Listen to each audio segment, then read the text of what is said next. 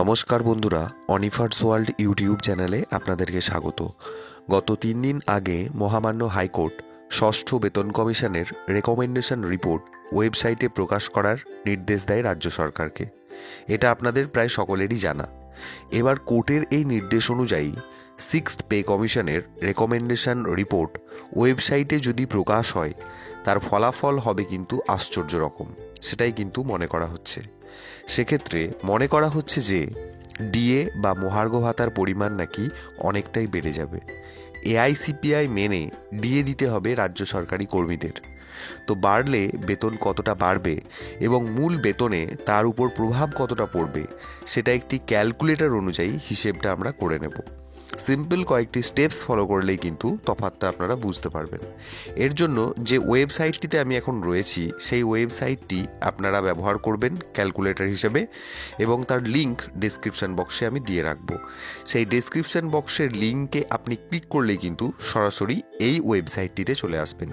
এরকম একটা পেজ আপনারা যখন দেখতে পাবেন, your all in one online calculator hub, পেজটাকে স্ক্রল ডাউন করতে থাকবেন এবং এখানে নিচের দিকে দেখুন অপশান পাচ্ছি আমরা WB sixth pay commission DA calculator, এই বাটনে আপনাকে ক্লিক করে নিতে হবে।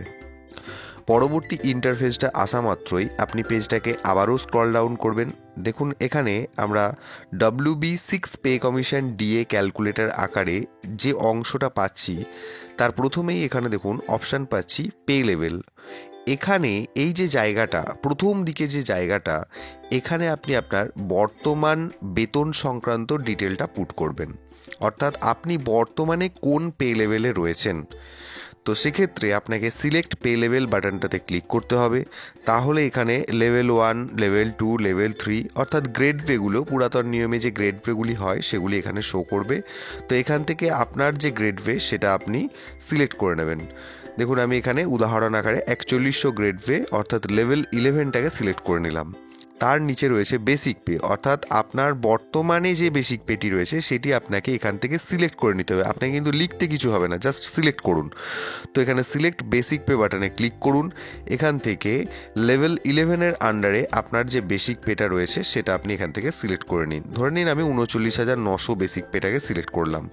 করার পর এখানে জিপিএফ ডিডাকশানের জায়গা রয়েছে। আপনি প্রতি মাসে কত করে জিপিএফ ডিডাকশান করেন সেই অ্যামাউন্টটা আপনাকে এখানে সিলেক্ট নয়, এখানে আপনাকে লিখতে হবে। তো এন্টার জিপিএফ অ্যামাউন্টের বক্সটাতে কারসারটাকে রাখুন এবং এখানে আপনি মাসে কত করে জিপিএফ ডিডাকশান করান সেটা এখানে ইনপুট করুন।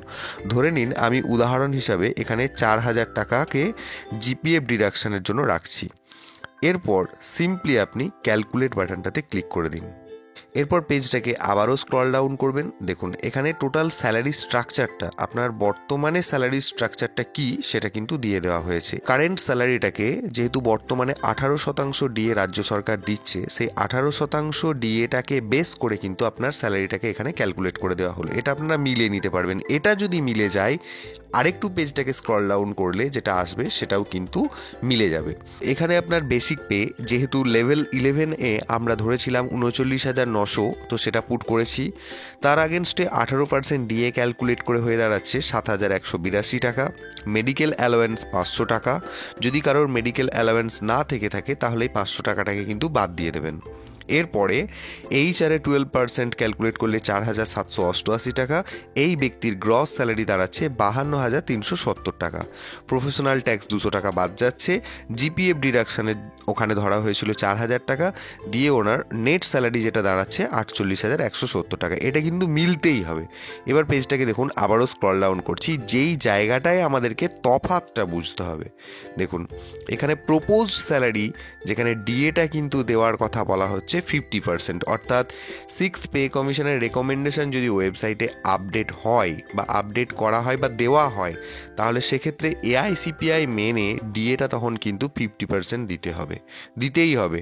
তো সেক্ষেত্রে সেই 50% ডিএর ওপরে যদি আপনার বেতনটাকে ক্যালকুলেট করা হয়, তাহলে সেটা দাঁড়াচ্ছে বেসিক পে যেমন ছিল 39,900 টাকা, সেটাই 39,900 টাকার ওপরে ডিএ 50% যদি ধরা হয় তাহলে 19,950 টাকা। দেখুন এই জায়গাটাতেই তফাৎটা, আগে কি পরিমাণ ডিএ ছিল 18% হারে, আর এখানে 50% করলে সেখানে 19,950 টাকা। মেডিকেল অ্যালাওয়েন্স একইভাবে 500 টাকা। যদি কারোর বাদ দিতে ইচ্ছে হয় তাহলে সেটা বাদ দিতে পারেন, যদি কেউ না পান আর আর কি। HR-এ 12% করলে হয় 4,788 টাকা, এটা আনচেঞ্জড থাকবে। এবার গ্রস স্যালারি গিয়ে দাঁড়িয়ে যাচ্ছে দেখুন 65,138 টাকা। প্রফেশনাল ট্যাক্স 200 টাকা বাদ দেওয়া হলো, আর GPF অ্যাজ ইউজুয়াল উনি 4,000 টাকা প্রতি মাসে ডিডাক্ট করেন, তো সেই অ্যামাউন্টটাকেও বাদ দেওয়া হলো। দিয়ে বর্তমানে ওনার নেট স্যালারি দাঁড়াবে 60,938 টাকা, যেখানে 18% DA উনি আকারে পাচ্ছিলেন 48,170 টাকা। তাহলে তফাৎটা এক্স্যাক্টলি তার দাঁড়াচ্ছে দেখুন অ্যাডিশনাল বেনিফিট আকারে 12,768 টাকা। এইভাবেই প্রত্যেকটি কর্মচারী কিন্তু যদি এই AICPI মেনে যদি বেতনটা পান, এবং এই যে 6th পে কমিশনের যে রেকমেন্ডেশন রিপোর্ট এটা যদি দেওয়া হয় ওয়েবসাইটে, তাহলে বেতনের স্ট্রাকচারের ক্ষেত্রে তফাৎটা কী হবে সেটা কিন্তু আপনারা স্বচক্ষেই দেখতে পাইলেন। আর ওপরে যে স্ট্রাকচারটা ছিল এইভাবেই আপনারা পুট করে নেবেন, জাস্ট এই 3টি ডিটেল পুট করলে কিন্তু টোটাল ব্যাপারটা ক্লিয়ার হয়ে যাবে। আশা করছি এইভাবেই আপনারা ক্যালকুলেশনটা করে নিতে পারবেন। আপনারা কেউ ম্যানুয়ালিও করে নিতে পারেন, জিনিসটা জাস্ট দেখে নিলেন। তো যাই হোক, ভিডিওর শেষে আপনাদেরকে রিকোয়েস্ট করব অবশ্যই ভিডিওটি সবার সাথে শেয়ার করুন, এবং আপনারা যারা আমার চ্যানেলে নতুন তারা চ্যানেলটিকে সাবস্ক্রাইব করে নিতে ভুলবেন না।